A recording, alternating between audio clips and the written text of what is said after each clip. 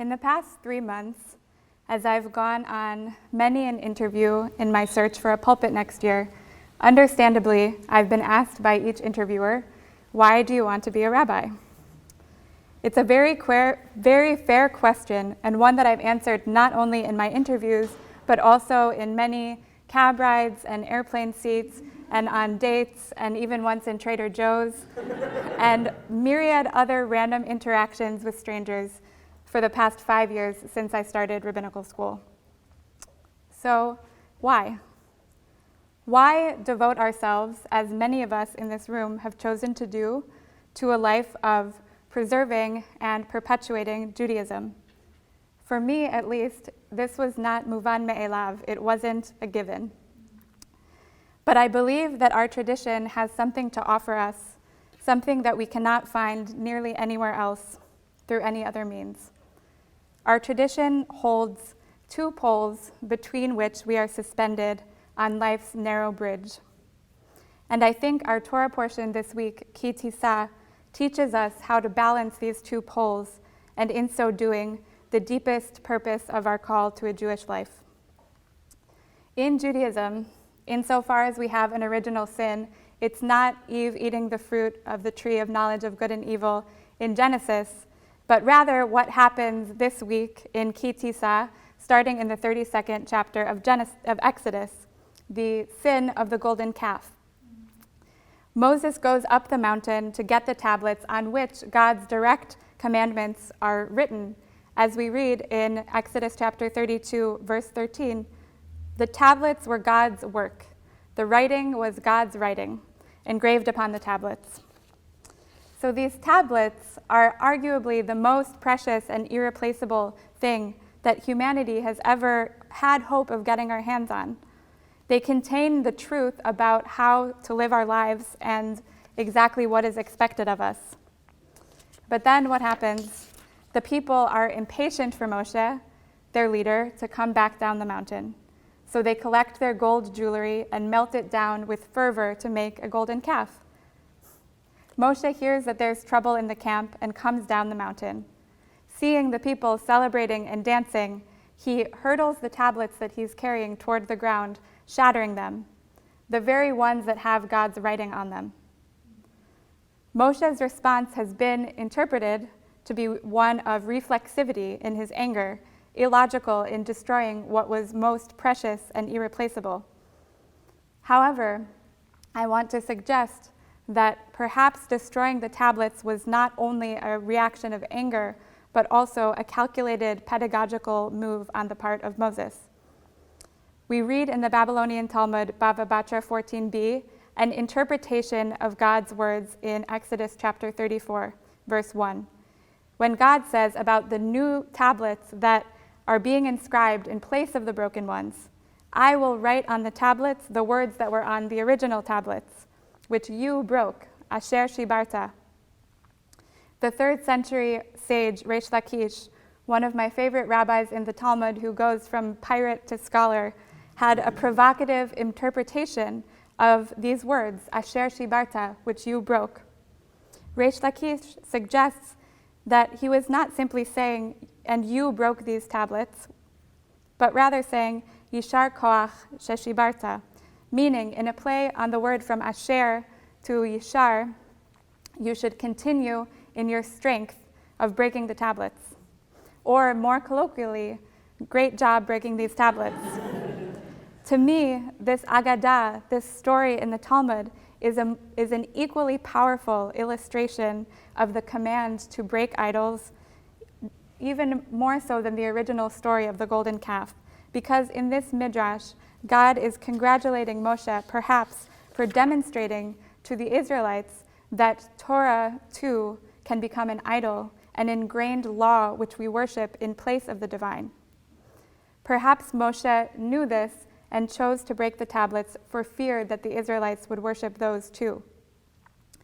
And although this midrash may be far from a literal interpretation of the text, we do get some other clues in our Torah portion that support this reading, that support this Yasher Koach, this congratulating Moshe on his act of iconoclasm in breaking the tablets.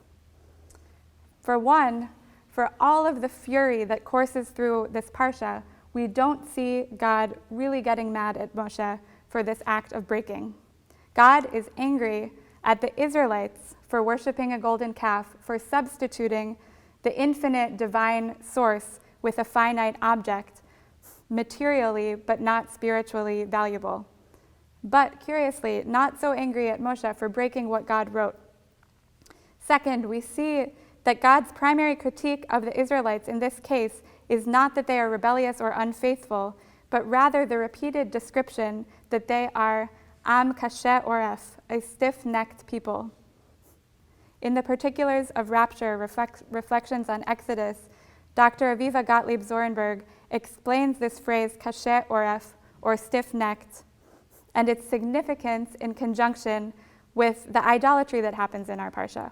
The Israelites are not being condemned for their lack of faith, but rather, Zorenberg writes, for being stiff-necked, which, quote, implies an unexpected fidelity to old ideas.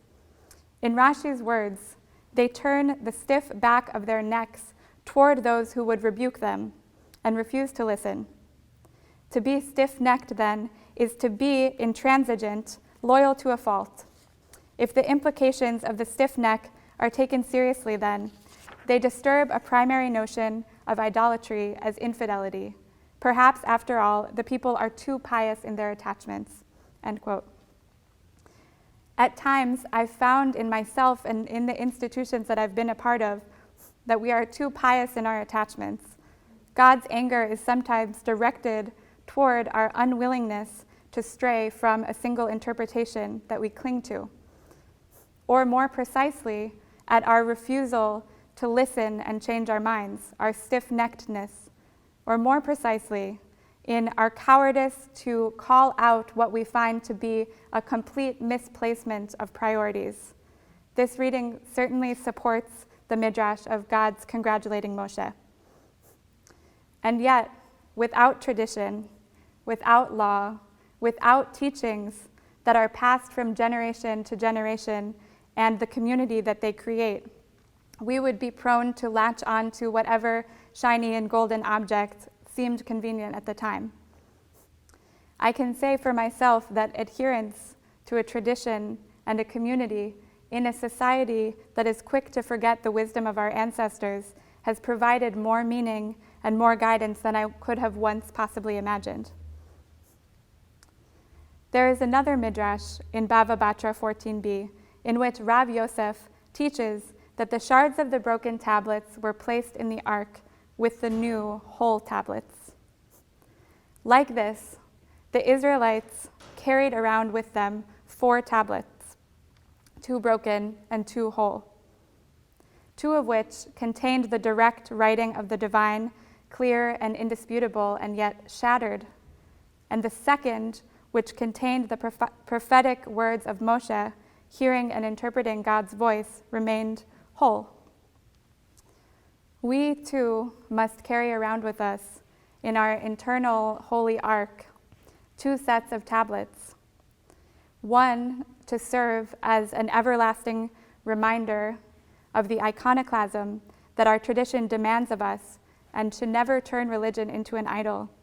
These are the broken tablets.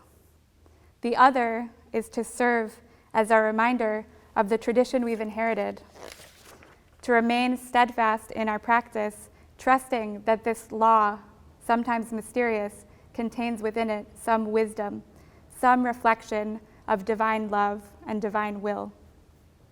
We carry these broken and whole tablets to remind us that we have to break and protect inherited wisdom, sometimes in the very same moment, or at least as rabbis, sometimes on the very same day. In the 5 years that I've been at JTS, the world has changed so enormously. We've lived through and lost so much. We've lost so much in a worldwide pandemic that we didn't anticipate. We've seen the continued rise of white supremacy and fascism in this country and in the world, the increase of climate crisis and a mass shooting crisis. And so we enter into this world as rabbis in a moment of profound uncertainty with a weighty task. But we have to draw upon, in this image of the 4 tablets contained in the Ark, a guide as to how to navigate this world on an authentic Jewish path.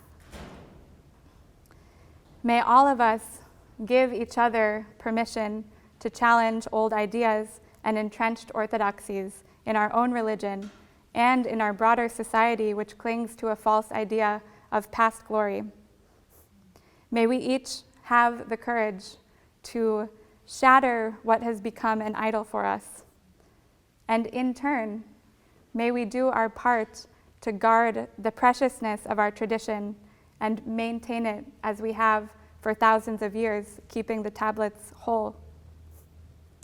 As I realized, even more so in repeatedly answering this question, but mostly in what I've learned in my time here, it is worthwhile to serve as a teacher of this tradition, which comes with a built-in safeguard against the idolatry of conservatism and a built-in mechanism for conserving a path to walk, a halakha, that keeps us in dialogue with our ancestors and with each other.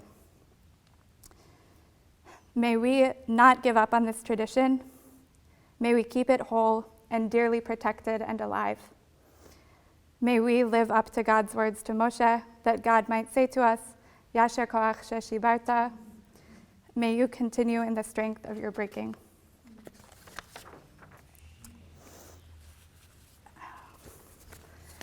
I want to express my profound gratitude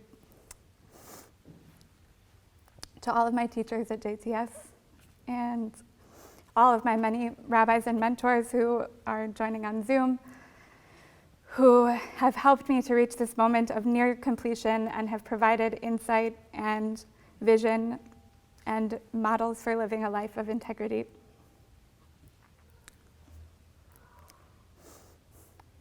I also want to thank my family and my dear friends who have been pillars of support through the not always easy journey of rabbinical school and have inspired me and anchored me. And to my father, who has supported me so unconditionally on this unexpected path, and my aunt, both of them for traveling to be here from Chicago. And finally, to my classmates, for all of your support and friendship and chesed and pushing and challenging me over the past 5 years. I'm so grateful to each of you. We conclude with Kaddish D'Rabbanan, page 13. Please rise. Yitkadal v'yitkadash shemei Rabbah. Be'alma divar kirutei ve'yamlich malchutei. B'chayechon uvyomechon uv'chayei dechol Beit Yisrael. Bagala v'zman kariv ve'imru Amen. Yehi shmei Rabbah mavarach ve'olam u'amei almana. Yitbarach v'yishtabach v'yitpa'ar v'yitramam v'yitnaseh.